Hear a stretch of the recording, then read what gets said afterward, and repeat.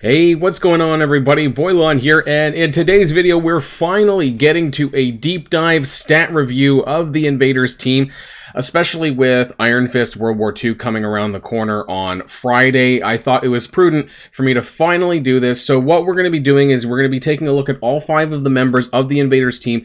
We're going to be comparing their stats against everyone else in Marvel Strike Force. We're going to take a look at some of the characters individually. We're going to see if there's any value of this team outside of raids, because we know that they're going to be a bombshell, and that they are / will be a bombshell in raids. But, you know, will we be able to use them in anywhere else? And who are the best characters on this team? Who are the ones that you should focus on first? And what are my plans with this team? So, going to be covering all of that today. So if you're ready to go, everybody, then let's boil this down.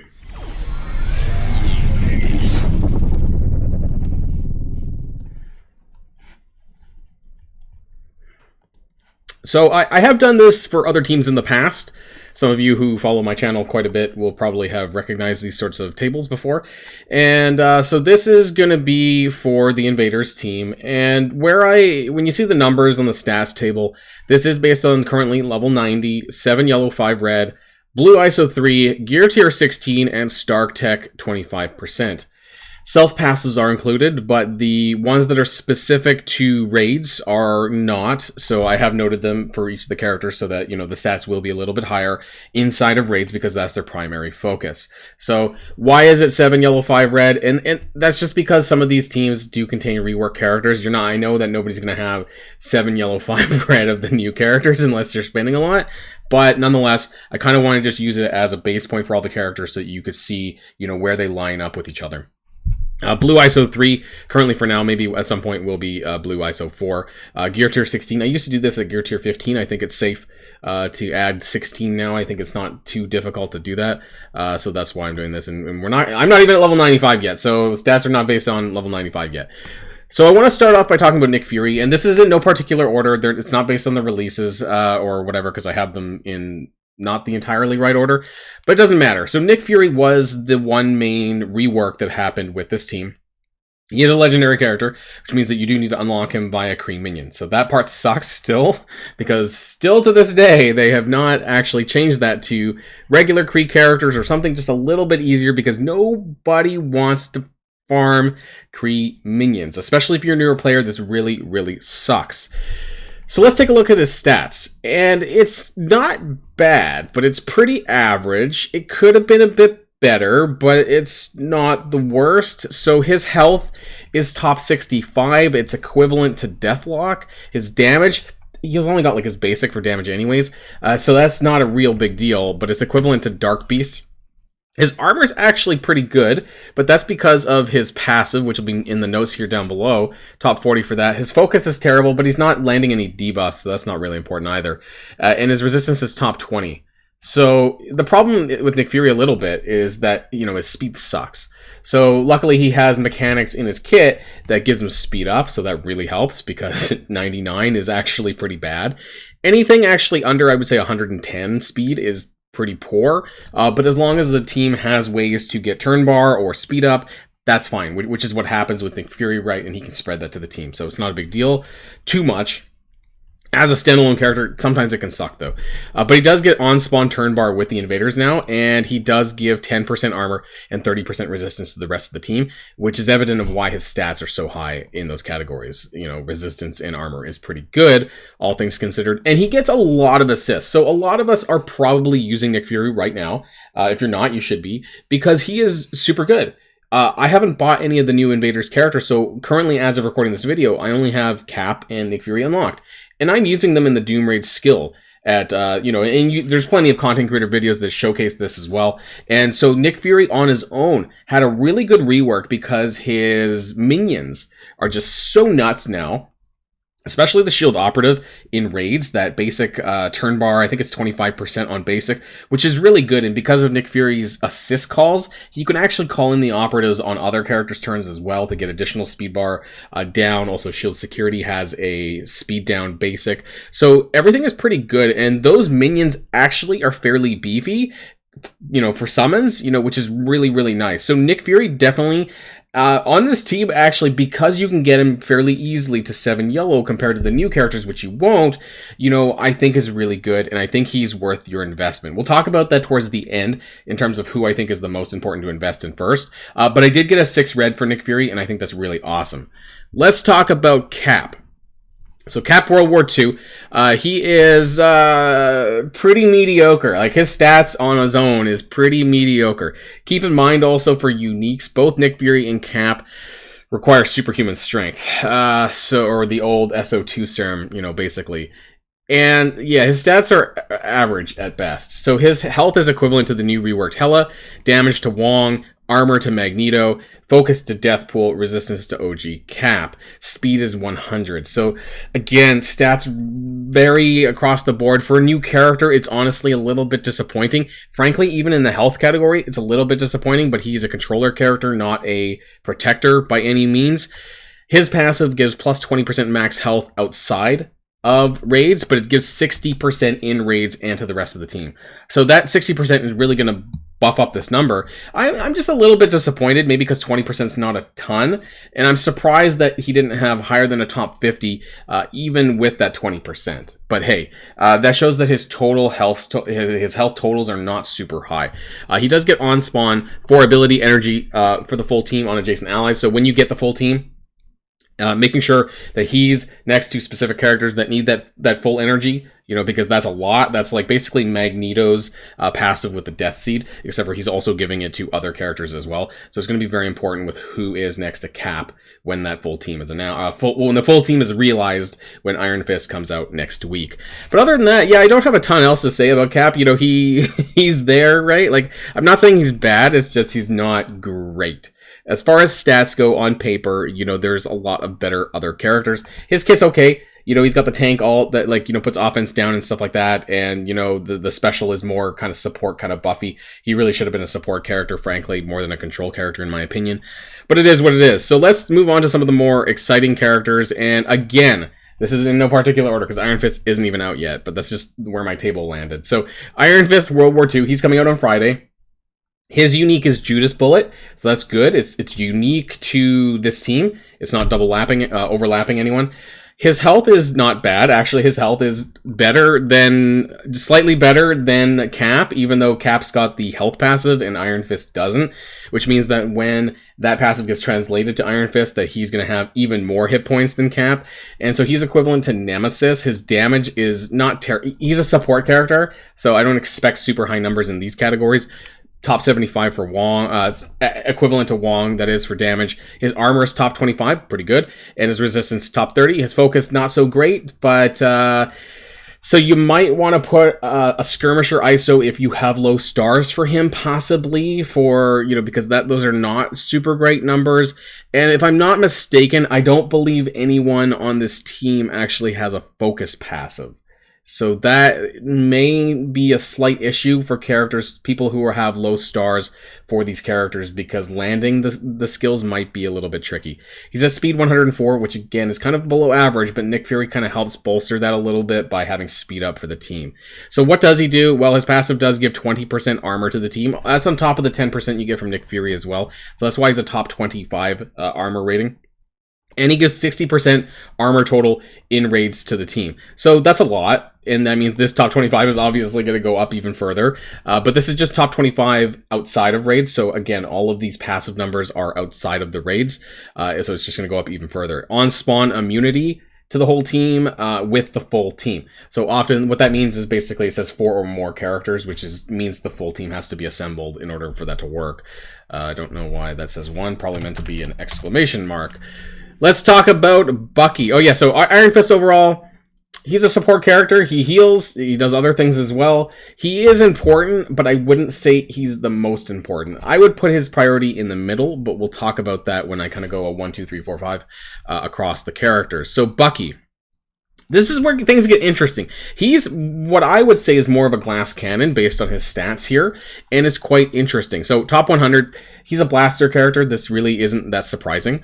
His damage, though, is number 3. So he's just slightly below Agent Venom. And what's really interesting about this is that this only takes into account 20% additional damage, which is outside of the raids. Inside the raids, he gives the whole team 60% damage. So this is going to be very substantial. The fact that he already has number 3 damage outside of the raids means that inside, his numbers are going to be pretty crazy, and it's going to be very noticeable. And you've heard me talk about Bucky before, because I plan to core for Bucky.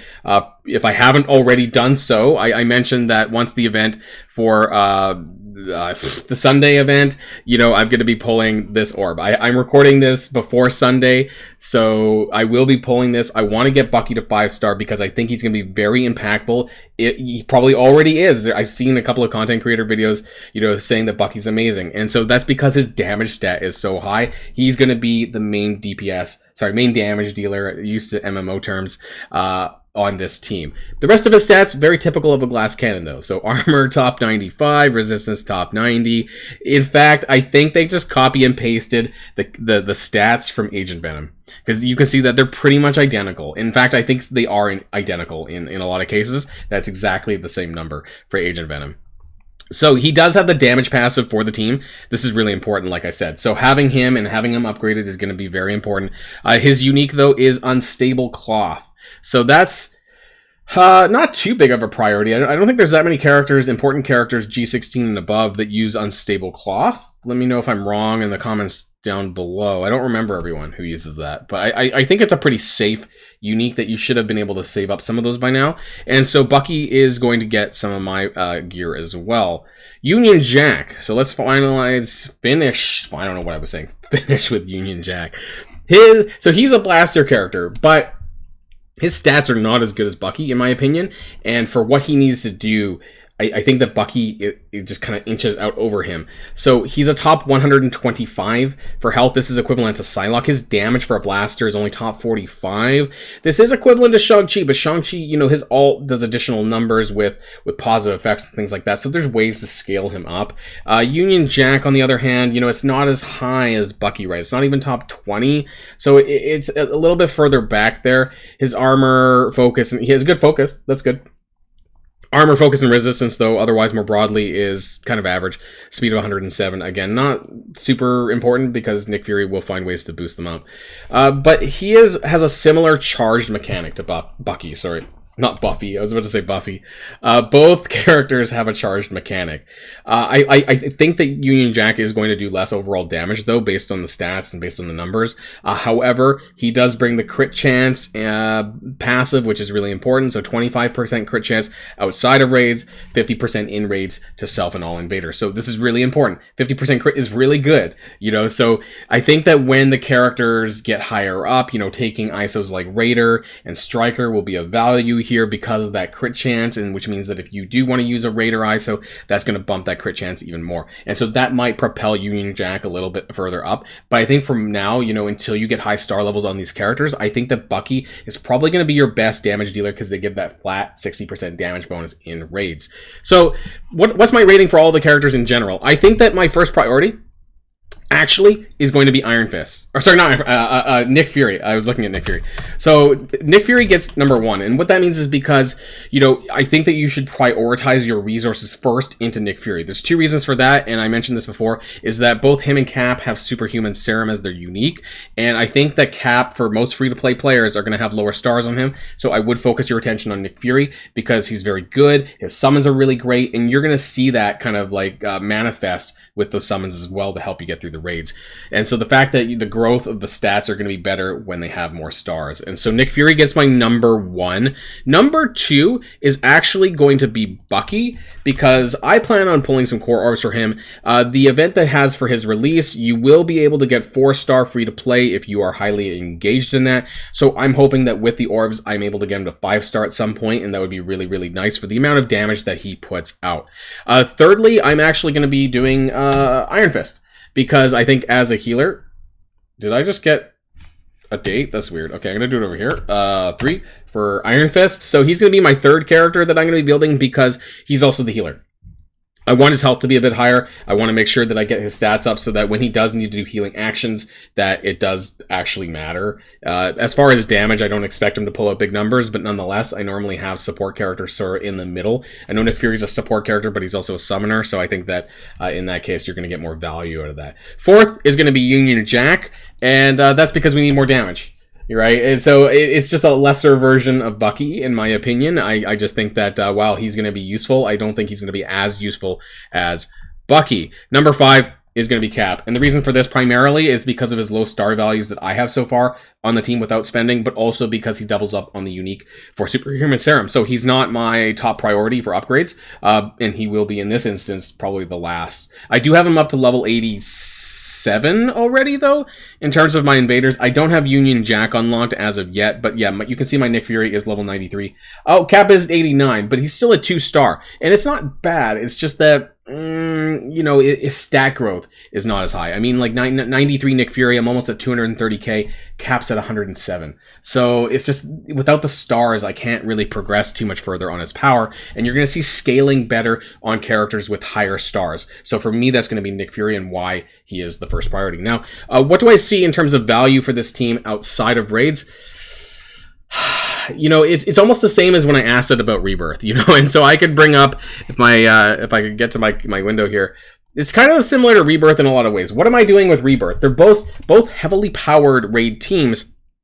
I'm currently using Rebirth on War and Crucible defense. I've heard that, you know, in this instance for Rebirth, that you can, you know, put Cap to Heroes for Hire, and that makes them a little bit better.